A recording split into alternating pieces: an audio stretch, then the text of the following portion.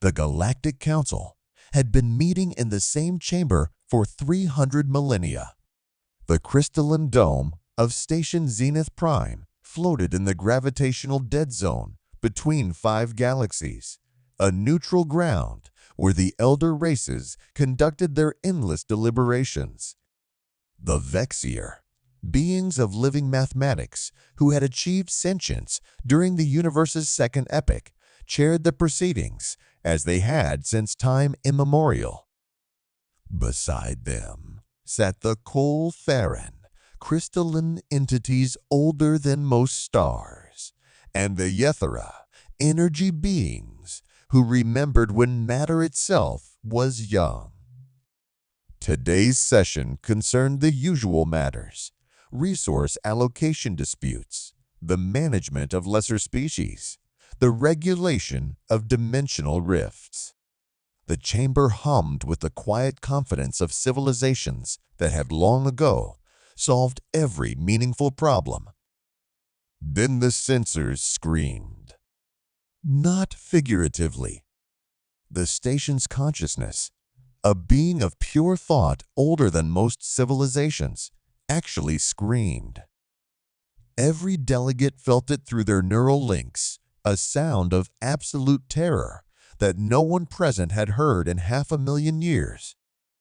Impossible, the Vexier representative whispered, their form flickering through impossible geometries as they processed the data. The quarantine zone. Something has breached the quarantine zone. Every being in the chamber froze. The quarantine zone. Sector 7743, encompassing 12,000 star systems, sealed by technologies that made Dyson spheres look like children's toys. Sealed for 500,000 years. Sealed to contain humanity. This must be an error, said the Kol-Theran elder, though their crystalline structure rang with an uncertain frequency. Nothing escapes the eternal barrier. We used technologies from the previous universe. We wove the fabric of space-time itself into an unbreakable cage. The station's consciousness spoke then, and for the first time in recorded history, it sounded afraid. No error. 372 vessels have emerged from the barrier. They are moving at 0.97 light speed. They are heading toward former human colonies. Former was doing a lot of work in that sentence. The human colonies outside the quarantine zone had been pacified, orbital bombardment, atmospheric collapse, the elimination of every human structure, every trace of their civilization. The elder races didn't speak of it as genocide. They spoke of it as a necessary excision, like removing a cancer before it metastasized. Because humanity had been a cancer. A beautiful, terrible, unstoppable cancer. The Yethera representative pulsed with agitation, their energy forms cycling through colors that hadn't been seen in eons. How many remember what they were truly like? Before the quarantine. The histories say. The histories lie, interrupted a voice from the chamber's shadows. An old voice, one that rarely spoke.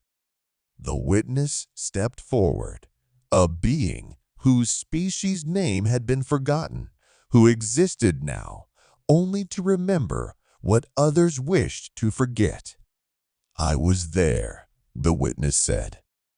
I was there when we first encountered them. I was there during the expansion. I was there when we made the decision to cage them. And I watched for 500,000 years, hoping they would die out naturally so we would never face this day. The chamber had gone absolutely silent. Tell us, the Vexer demanded, the true history. not the sanitized versions we teach the younger races. The witnesses' form seemed to age before them, growing dimmer, more fragile. Humanity appeared in the galactic community, like all species do, reaching out with radio waves, achieving fusion, breaking light speed. We welcomed them. They were so joyful, so curious. They looked at the universe with wonder we had forgotten how to feel. But then they started adapting. Not biologically, they were terrible at that. Their bodies were weak, their senses dull, their lifespans laughably short. But they adapted culturally, technologically, philosophically. They absorbed every idea they encountered and made it better. A Cole-Theron meditation technique became a human neural framework that doubled their processing speed. A vector dimensional equation became the foundation for human instant travel. They didn't steal, they learned, and then they improved. The witness paused, and when they spoke again, their voice carried the weight of terrible memory. Within 10,000 years, they had colonies in 40 galaxies. Within 20,000, they had solved problems we'd been working on for millions of years. They cured the Yethera fade. They stabilized the Cole-Theron fracture points. They taught us things about our own technologies we hadn't known. They should have been celebrated, a young delegate interjected. Why? Because they never stopped, the witness said flatly. They never stopped growing, learning, expanding, improving. We realized that within another 100,000 years, they would surpass us all. And worse, they would make us irrelevant. Not through conquest, but through simple, inexorable progress. They would become gods, and we would become their history. So we attacked them. A coordinated strike across every galaxy. We destroyed their homeworld Earth, they called it. Beautiful planet. Blue oceans, green continents. We shattered it so completely that even the fragments burned.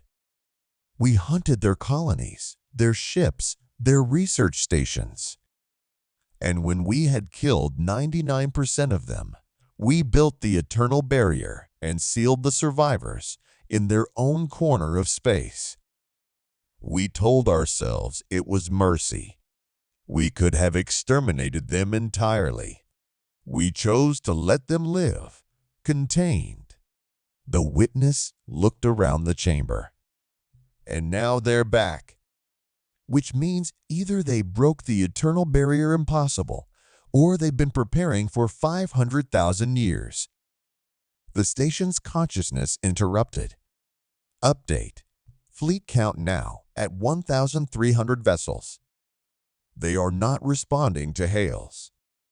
New data. Analyzing their hull composition. I don't understand. The materials don't exist in conventional space-time.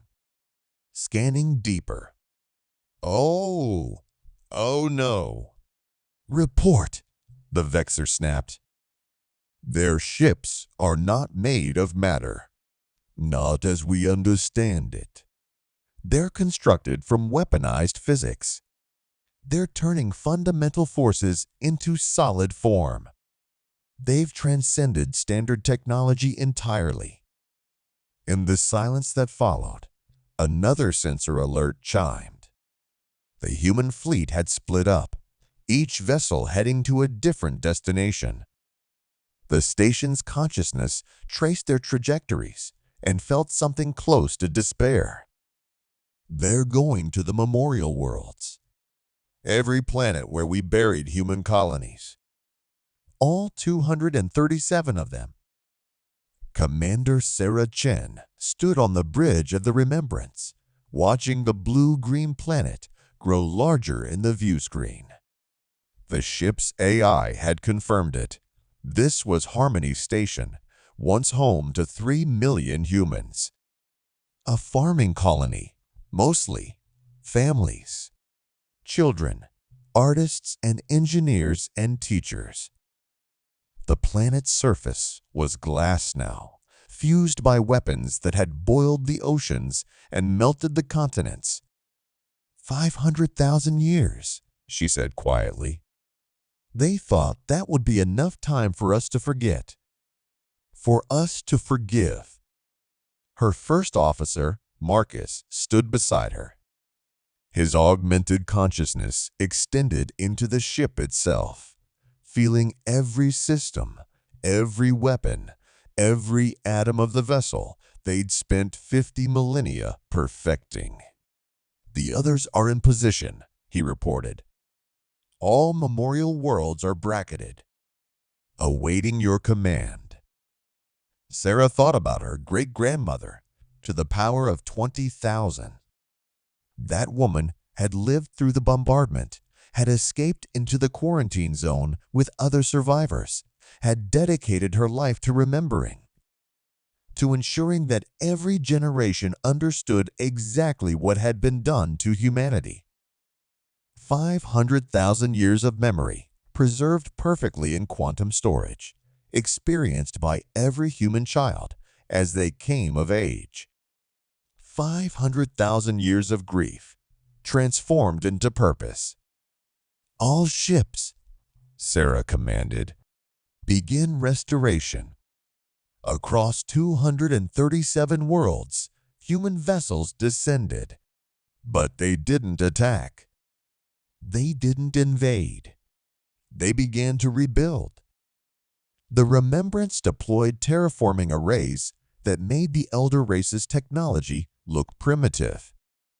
Machinery that operated on quantum probability, that reached back through time itself to undo the damage. The glassed surface began to crack, to soften, to bloom with impossible green. "It's working," Marcus breathed. "The chrono-reformers are actually working. The planet is reverting to its pre-bombardment state." Sarah nodded, watching continents rise from glass, watching oceans condense from nothing. "We didn't spend 500,000 years planning revenge. We spent it learning how to resurrect the dead." On Station Zenith Prime, the Council watched in horror. "They're not attacking," the Kul Theron representative said, confusion and fear mixing in their tone. "They're terraforming?" "No, that's not right. They're not terraforming. They're time-forming. They're undoing what we did."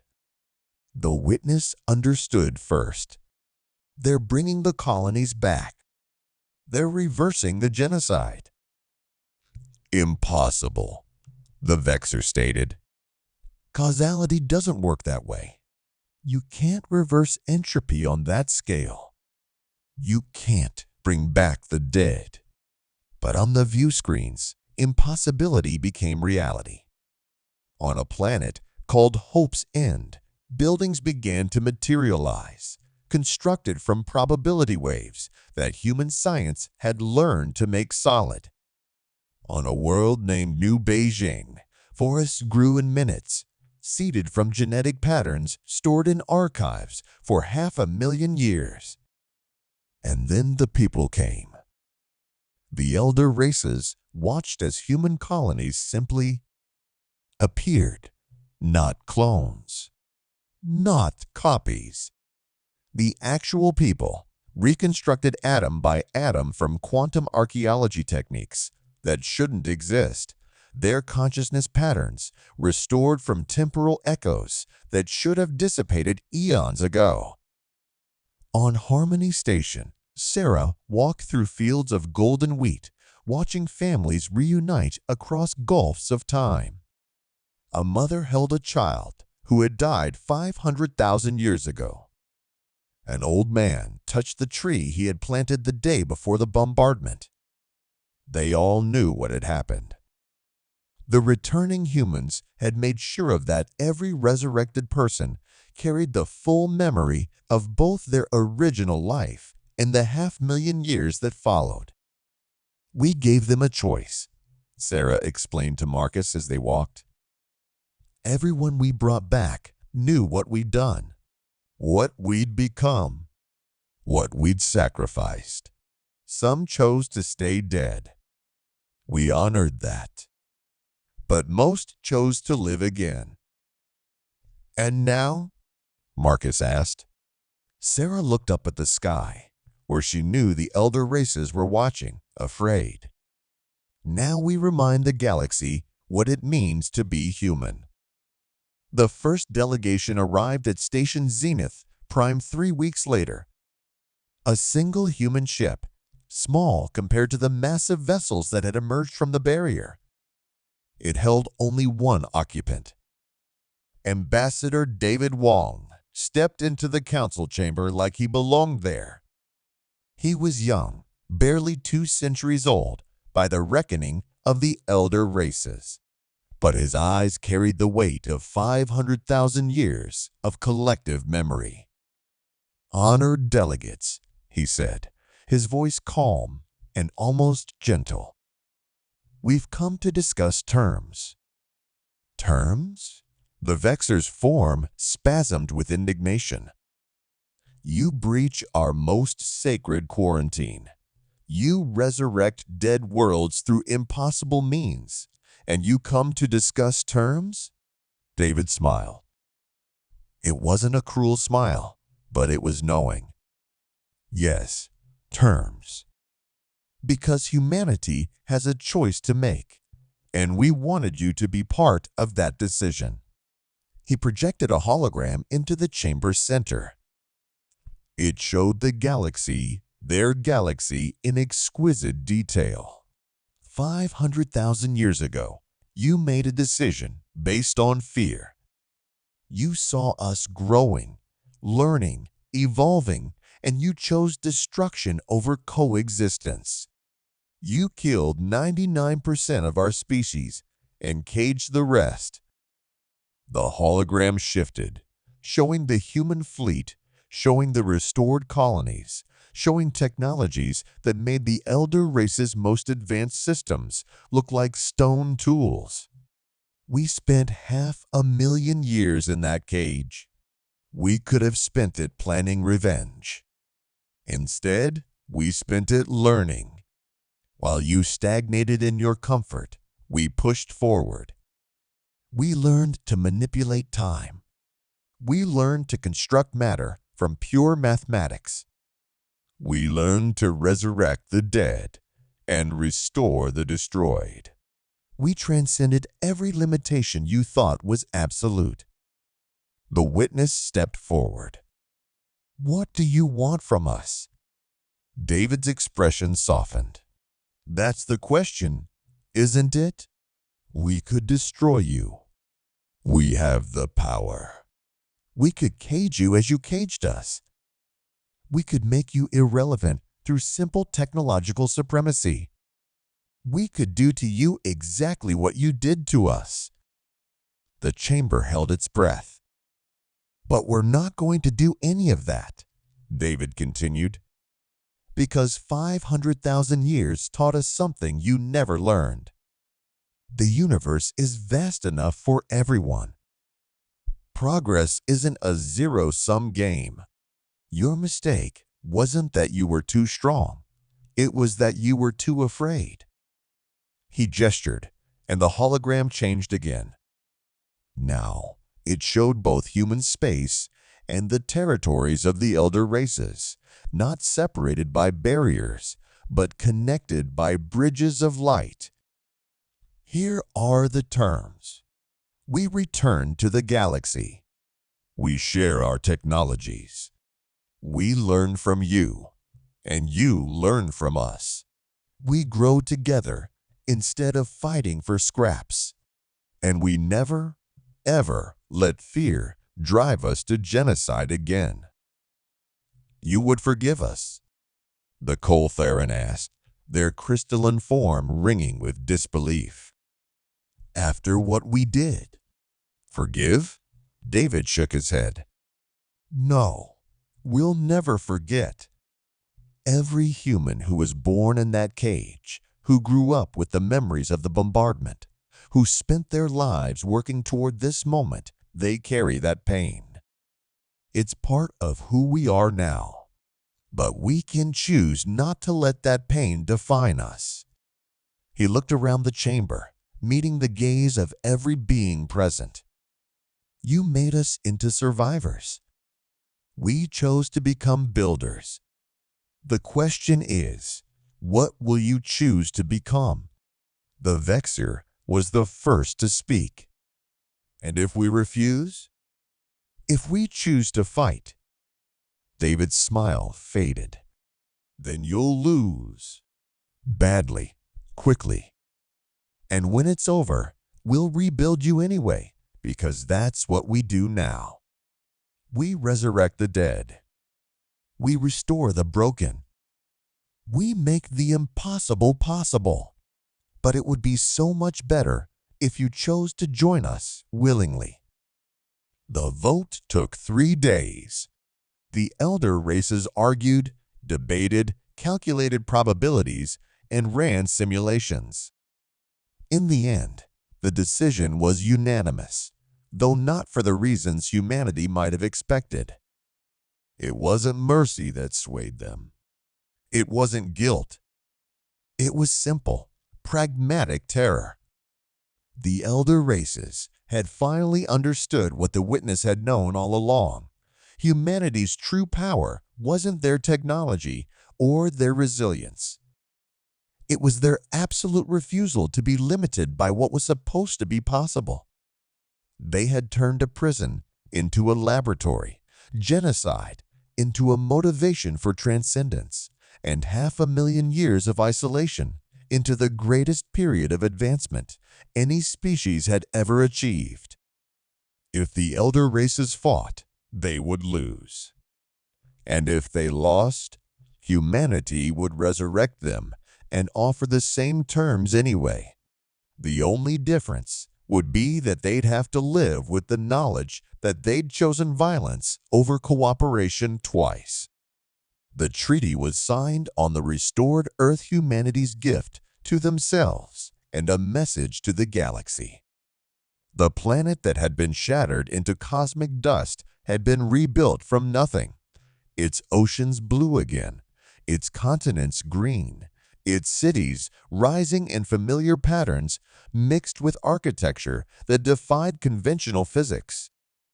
Sarah Chen stood in what had once been Beijing, looking at the sky where 5 different species ships flew in formation, carrying delegates to the first mixed species research station. Beside her, her grandmother, the actual woman, resurrected from quantum echoes, watched with tears in her eyes. "We did it," the old woman whispered. 500,000 years, and we did it. Sarah squeezed her hand. Not just us. Everyone who came before. Everyone who refused to give up, who chose to learn instead of hate, who believed we could be better than what they made us. Above them, a human child played with a Vexi youth, the two of them solving an equation that would have taken the old council millennia to even understand. Nearby, a Coltheran elder learned painting from a human artist, their crystalline form refracting colors in ways that made the paintings come alive. The galaxy was changing. Humanity had returned, and they had brought chaos, but it was the chaos of growth, of change, of possibilities that had been locked away for too long, finally bursting free. The elder races had feared humanity would make them obsolete. They had been right. But obsolescence, it turned out, was just another word for evolution. The old ways were dying, replaced by something new, something collaborative, something that could only exist because once, long ago, A species had refused to let extinction be the end of their story.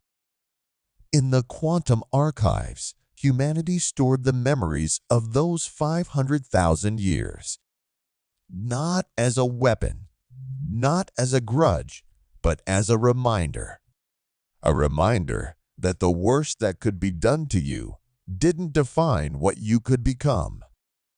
That prisons could become chrysalises. That the death of a civilization could be the birth of something greater. Humanity had returned after 500,000 years of silence. And the chaos they unleashed was the chaos of hope, of second chances, of a universe finally learning to grow up. The elder races had tried to cage the future. Instead, they had only delayed it. And now, finally, the future had arrived.